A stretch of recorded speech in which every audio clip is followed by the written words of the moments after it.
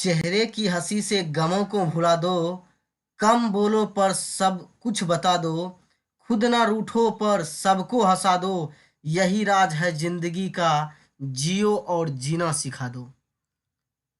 Welcome to Gyandeep school. Hello student,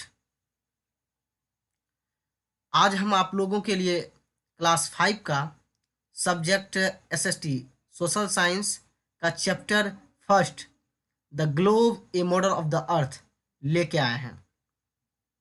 आइए तो let's enjoy the video. शुरू करते हैं।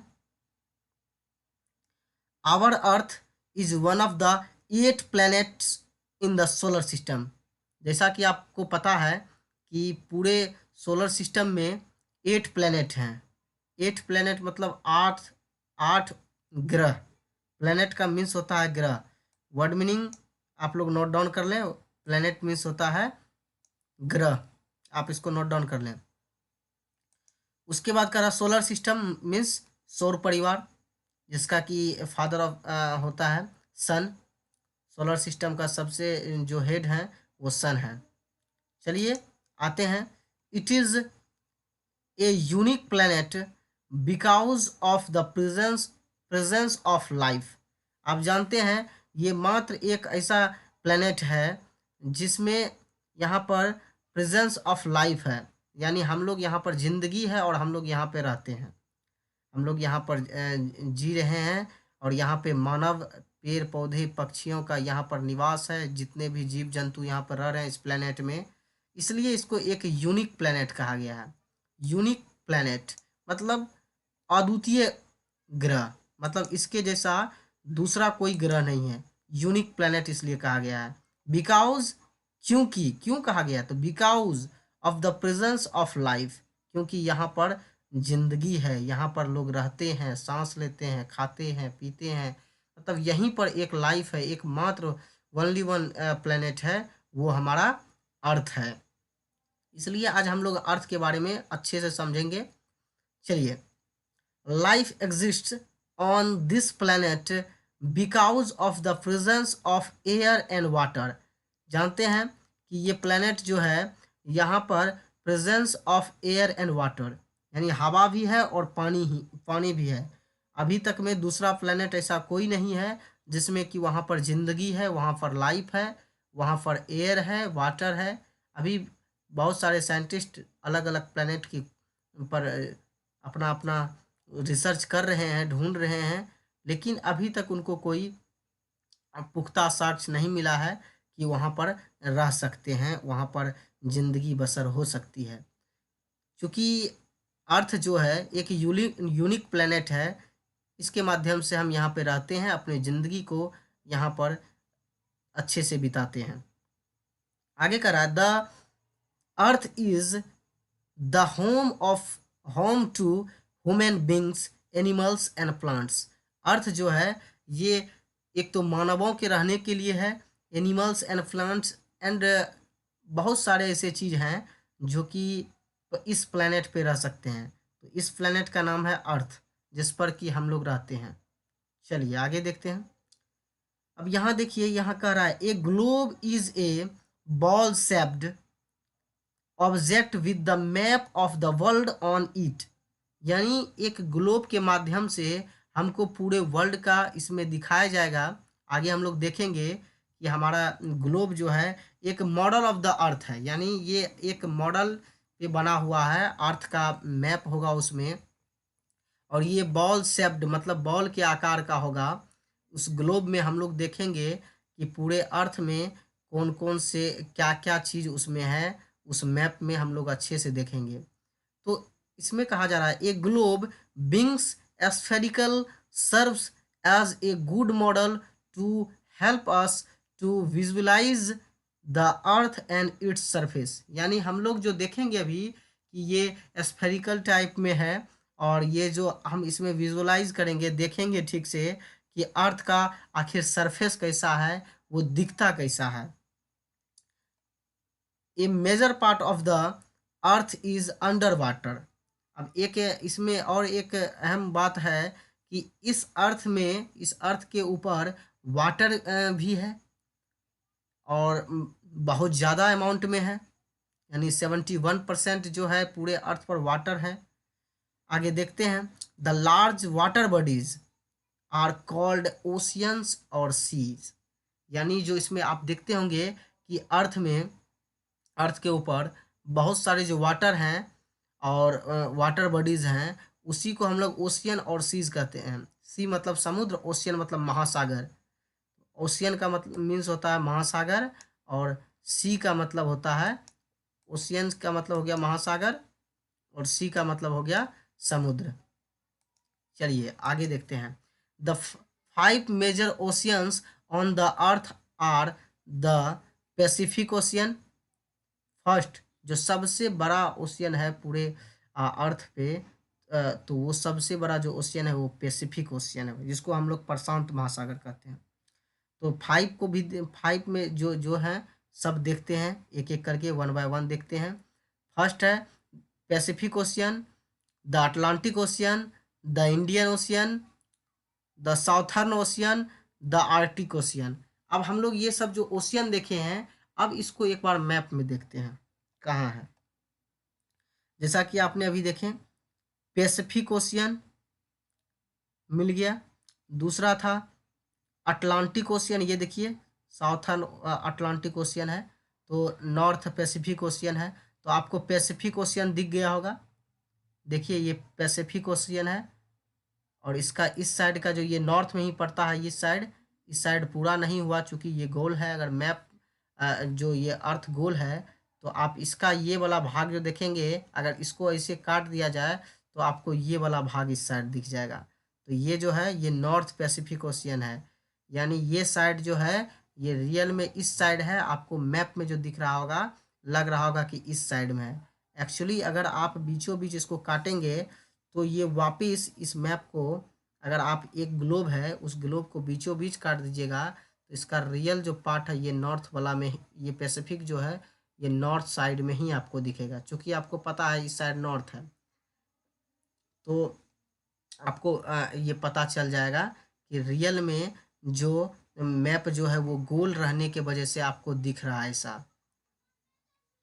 तो देखते हैं, सबसे पहले पैसिफिक ओशियन आपका हो गया एक, southern ocean 2, Indian ocean 3, Atlantic ocean 4, और यहाँ पर देखिए ये थोड़ा सा दिख रहा होगा ऊपर, आर्कटिक ओशियन। आपका पांचों का पांचों ओशियन मिला। फिर से देखते हैं, the Pacific ocean, the Atlantic ocean, the Indian ocean, the southern ocean, the Arctic ocean. आप एक बार और देख लीजिए, Pacific ocean, Atlantic ocean, Indian ocean, southern ocean and Arctic ocean. चलिए, हमको लगता है कि आप लोग सभी ओशियन को देख चुके हैं। आगे बढ़ते हैं, आगे हैं, the large land masses on the earth are called continents. यानी लैंड का वो सबसे बड़ा हिस्सा क्या कहलाता है? कॉन्टिनेंट्स कहलाता है। कॉन्टिनेंट्स उसको भी कह सकते हैं एक ग्रुप ऑफ कंट्रीज, यानी जिसमें कि बहुत सारे कंट्री हो मिल के एक कॉन्टिनेंट बनता है। किसी किसी कॉन्टिनेंट में बहुत सारे, जैसे एशिया कॉन्टिनेंट में आपको मिल जाएंगे। अब अभी बात करते हैं, देखते हैं, the 7 continents of our earth are Asia. जैसे एशिया फर्स्ट हो गया, तो एशिया में 48 कंट्रीज़ हैं, Europe 44 countries, North America 23 countries.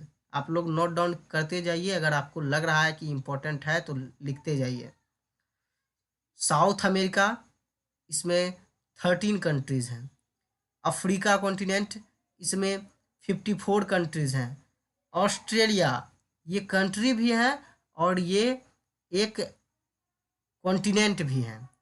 तो ऑस्ट्रेलिया कंट्री कॉन्टिनेंट में टोटल 14 कंट्रीज आते हैं ओशियाना लगा के, यानी इसमें कहा जाता है कि Australia continent and Oceania. Oceania किसको कहते हैं? जो इसके आसपास का ज़्यादातर कंट्री जो है वो ओशियन में ही है, इसलिए इसको ओशियाना भी कहते हैं, ओशियानिया, ऑस्ट्रेलिया एंड ओशियानिया। इसमें 14 कंट्रीज़ हैं, कहीं कहीं आपको 12 कंट्रीज भी मिलेंगे, बहुत सारे बुक्स में कहीं 12 भी देते हैं, कहीं 14 भी देते हैं। तो आपको याद रखना है 14 कंट्रीज हैं। अब एंड लास्ट में है जो अंटार्कटिका। अब जो लास्ट में आप मैप में देखिए, ये जो आपका जो लास्ट दिख रहा है ये कॉन्टिनेंट अंटार्कटिका कॉन्टिनेंट है। कॉन्टिनेंट भी देख लेते हैं आप मैप में। चलिए, सबसे पहले एशिया है, यूरोप है, नॉर्थ अमेरिका है, एक एक करके देखते हैं। एशिया देख लीजिए यहाँ पर, ये यहाँ तक एशिया कॉन्टिनेंट का हिस्सा आता है ये। उसके बाद ये है यूरोप, ये यूरोप का साइड है। इसके बाद ये अफ्रीका है, 3 हो गया आपका। चौथा है नॉर्थ अमेरिका, पांचवा है साउथ अमेरिका, छठा है ऑस्ट्रेलिया एंड ओशियानिया। देख लीजिए आप यहीं पर, कहेंगे कि सर गलत बता रहे हैं, ओशियानिया भी है साथ में इंक्लूड। इसके साथ मतलब जो एरिया है, जैसे यहाँ तस्मान सी है, ये देखिए ये जो दिख रहा है न्यूजीलैंड कंट्री है। आप देख रहे होंगे ये ऑस्ट्रेलिया कॉन्टिनेंट में ही आता है न्यूजीलैंड कंट्री। और ये जो इसके नीचे छोटा सा देख रहे होंगे ये तस्मान एक जो है इसका आइलैंड है जिसका कैपिटल होबोट होता है। यहाँ पर ये जो फिगर देख रहे होंगे कछुआ टाइप में आपको दिख रहा होगा, ये जो है ये पपुआ न्यू गिनिया कंट्री है। और बहुत सारे यहाँ पे छोटे छोटे कंट्री हैं, मिला के 13-14 कंट्री हैं जो ऑस्ट्रेलिया एंड ओशियानिया में गिना जाता है। तो देख लीजिए आपका first continent Asia, second Europe, third Africa, fourth north America, fifth south America, sixth Antarctica और सेवन्थ जो है एंड लास्ट जो है ऑस्ट्रेलिया एंड ओशियानिया। ये जो आपका सेवन्थ ओशियाना को कॉन्टिनेंट में नहीं गिनेंगे, ऑस्ट्रेलिया को ही रखेंगे। तो ये सेवन्थ कॉन्टिनेंट आपका हो गया। ये जो आपका जो दिख रहा है ये सब एरिया, ये लार्जेस्ट लैंड मास है, यानी ये सब जो है इसमें बहुत सारे कंट्री हैं। और ये सब जो दिख रहा है आपको ब्लू टाइप में ये सब एरिया, ये सारे के सारे वाटर हैं। तो इसलिए कहा गया 71% वाटर यहाँ पर है पूरे अर्थ में। अब आगे बढ़ते हैं हम लोग। The globe shows us the shape and the locations of the continents, oceans and seas on the earth। आप देखते होंगे ये इसमें बताया जा रहा है कि आप ग्लोब में देखें, इसके शेप देखें, इसका आकार कैसा है, उसके बाद इसका लोकेशन देखें कि कॉन्टिनेंट कहाँ है, ओशियन कहाँ है और सी कौन सब है।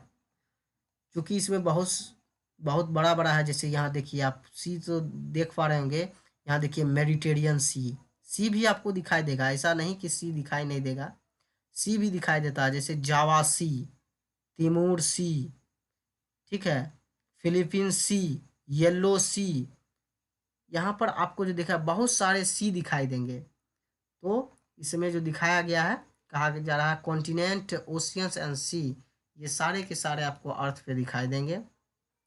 It also shows that the shapes and location of different countries। और ये सब सही में बताया जा रहा है कि इसका जो शेप होता है सबका अलग अलग आकार का है, लोकेशन भी अलग अलग है, और ये बहुत सारे अलग अलग कंट्री में भी मिलेंगे। बहुत सारे जो सी हैं, जैसे ये देख लीजिए एग्जाम्पल फॉर जावा, जावा सी जो है ये इंडोनेशिया कंट्री में है, ठीक है। यहाँ पर देखिएगा इंडिया का है, तो यहाँ पर आपको बे ऑफ बंगाल भी नजर आएगा, इस साइड अरेबियन सी नजर आ रहा होगा। तो सबका अलग अलग लोकेशन भी है, अलग अलग कंट्री में भी है सी। उसके बाद वो बताया जा रहा है कि the oceans are shows in blue colour. आपको ओशियन जो दिखाई दे रहा होगा, यानी महासागर जो दिखाई दे रहा है वो ब्लू कलर में है। बहुत सारे जो ग्रीन कलर में दिखाई देते हैं, ब्राउन में दिखाई देते हैं, वाइट में दिखाई, जैसे एग्जाम्पल में बताते हैं आपको एक दो। जैसे ब्लू में आपको बहुत सारा तो दिखाई दे ही रहा होगा। कहीं कहीं पर ऐसा ऐसा सी का नाम रहता है, जैसे यहीं पर आपको एक अफ्रीका में है एक रिवर है, नाइल रिवर। वो कहीं पर नाइल को ब्लू नाइल रिवर भी बोला जाता है, कहीं पर वाइट नाइल रिवर भी कहा जाता है, और कहीं कहीं पर आपको रेड सी भी दिखाई देगा।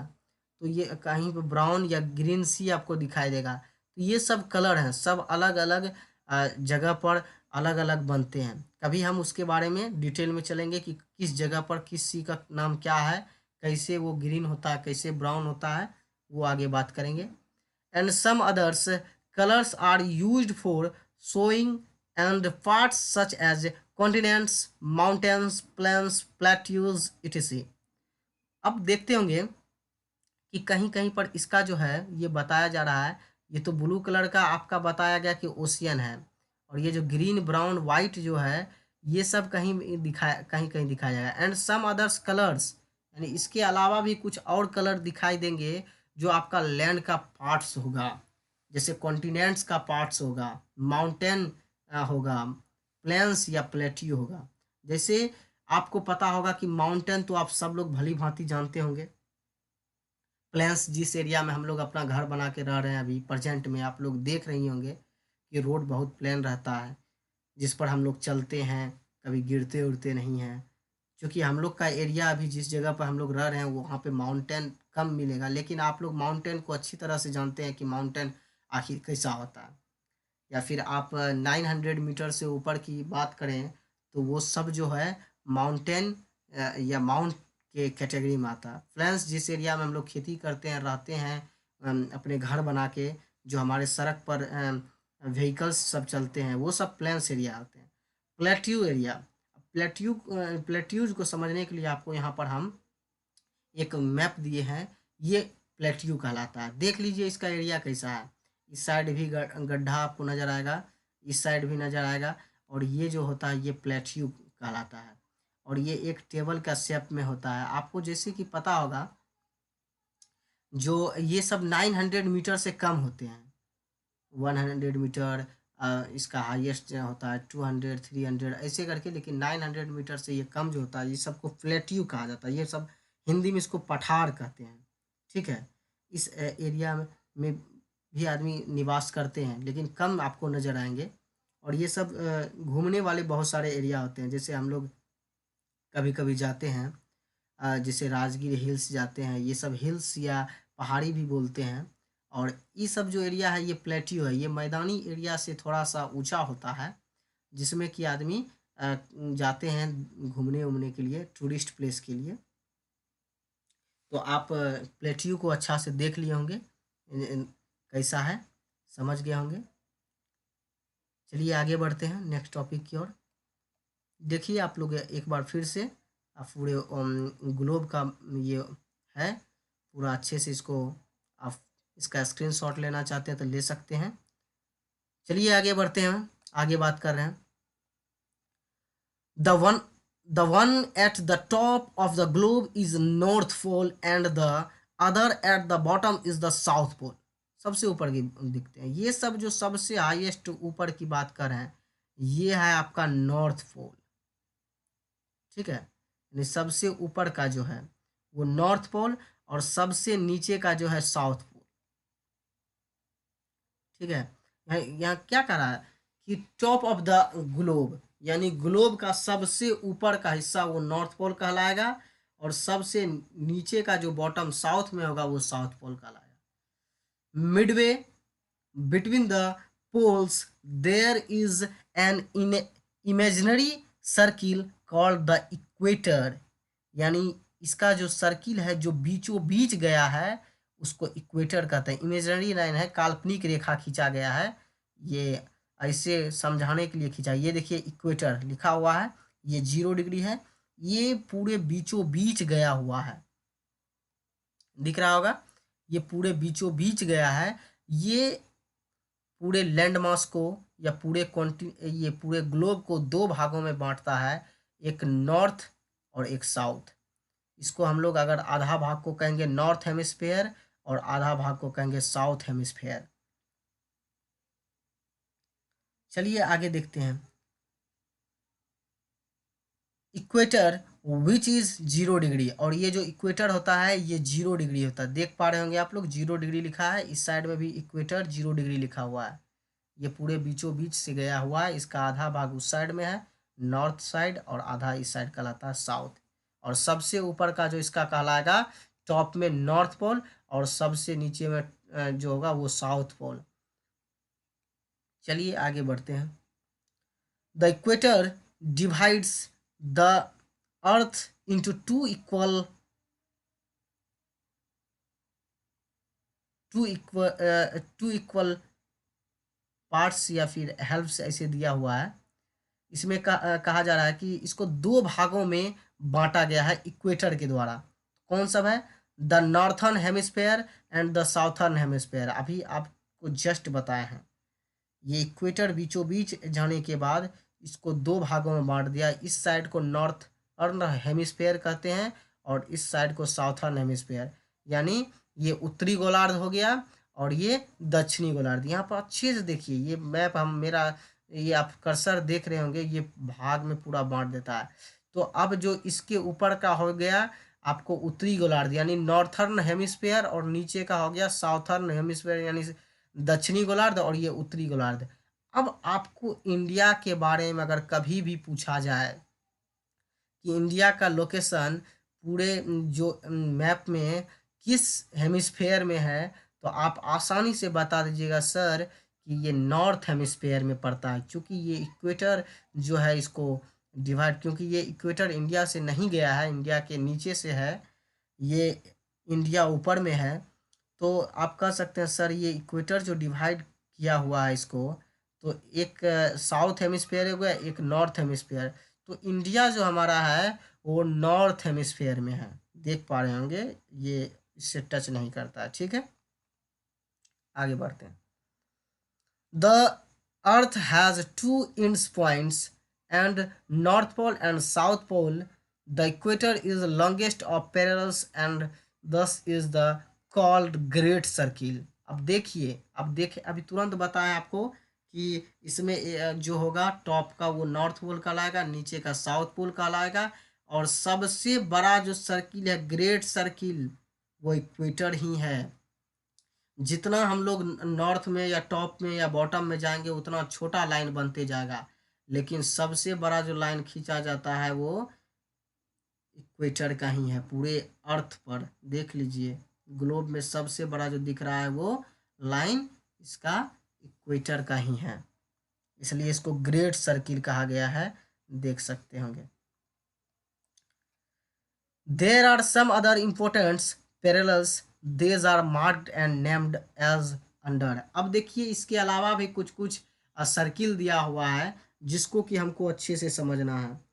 जैसे देखिए यहाँ पर सबसे पहले इक्वेटर को देख लेते हैं। 0 डिग्री जो है ये इक्वेटर है, ये देख रहे हैं, देख पा रहे होंगे आप लोग, इक्वेटर समझ गए हैं।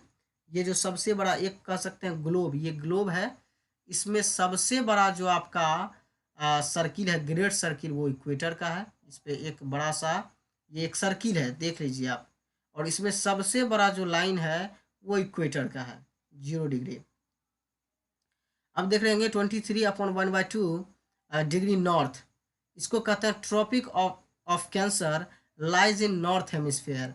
अब पता है ये नॉर्थ हेमिस्फेयर में पड़ता है, क्योंकि इक्वेटर इसको दो भागों में बांट देती है, एक नॉर्थ हेमिस्फेयर एक साउथ हेमिस्फेयर, यानी इक्वेटर से नीचे का साउथ हेमिस्फेयर और ऊपर का जो है नॉर्थ हेमिस्फेयर। तो ट्रॉपिक ऑफ कैंसर ये नॉर्थ हेमिस्फेयर, NH का हो गया नॉर्थ हेमिस्फेयर, यानी ये उत्तरी गोलार्ध, इसको हिंदी में कहेंगे नॉर्थ हेमिस्फेयर को उत्तरी गोलार्ध, ये उत्तरी गोलार्ध में पड़ता है।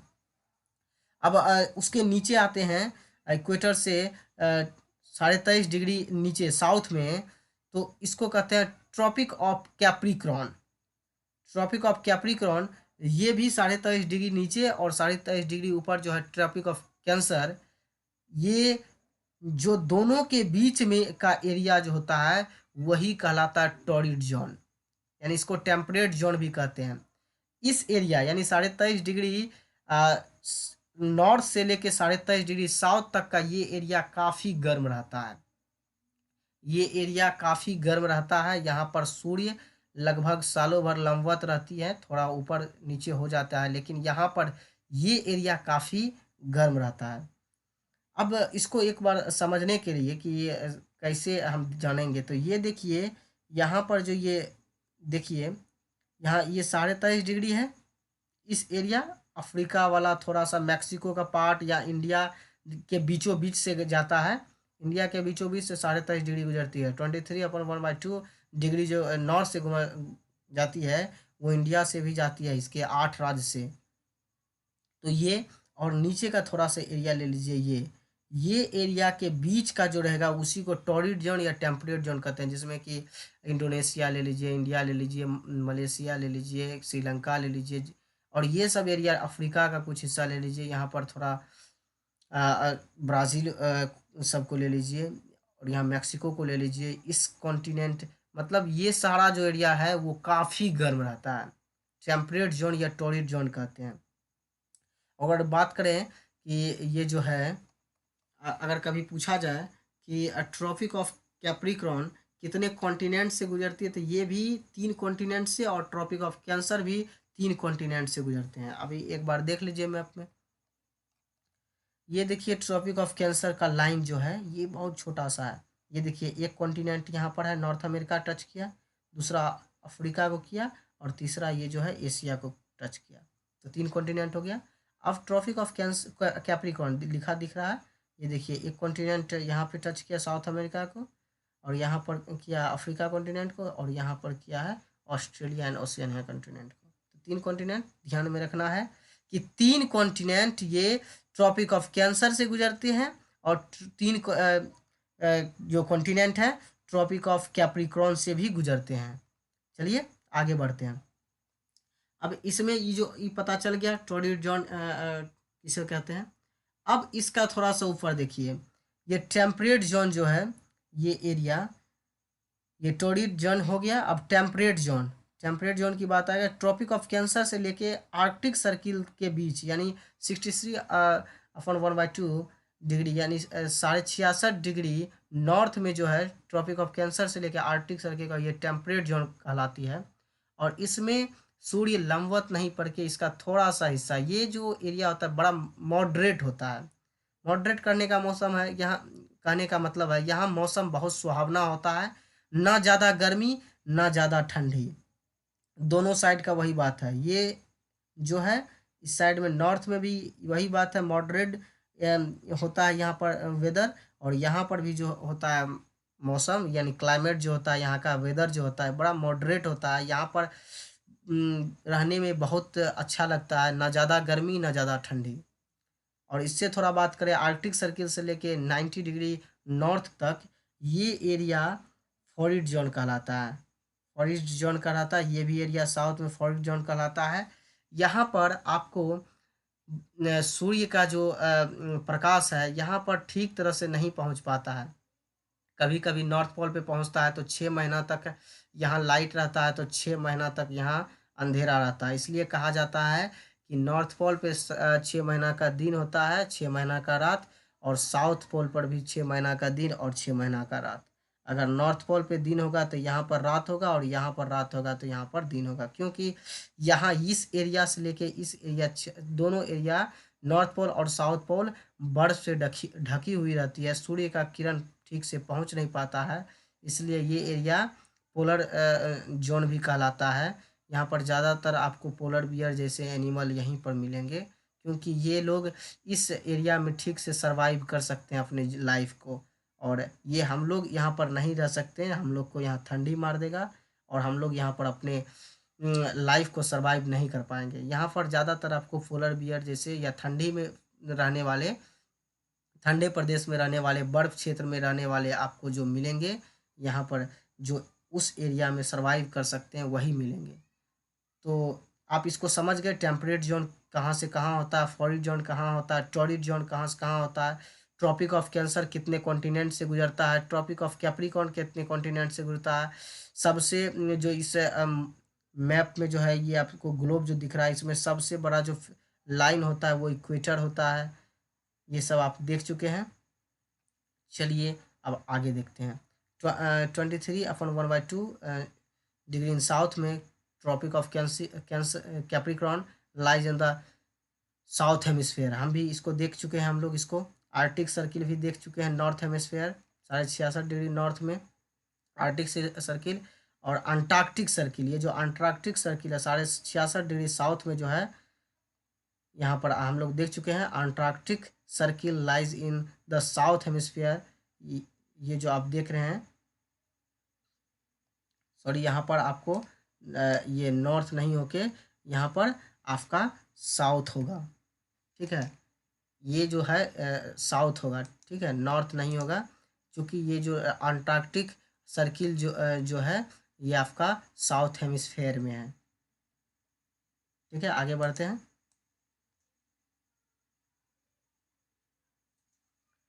चलिए, अब है आपके लिए कीप इन माइंड, यानी इसको अपने दिमाग में रखना है, ध्यान से समझना है। ये आपको बताया जा रहा है, a globe is a ball shaped object with A map of the world on it.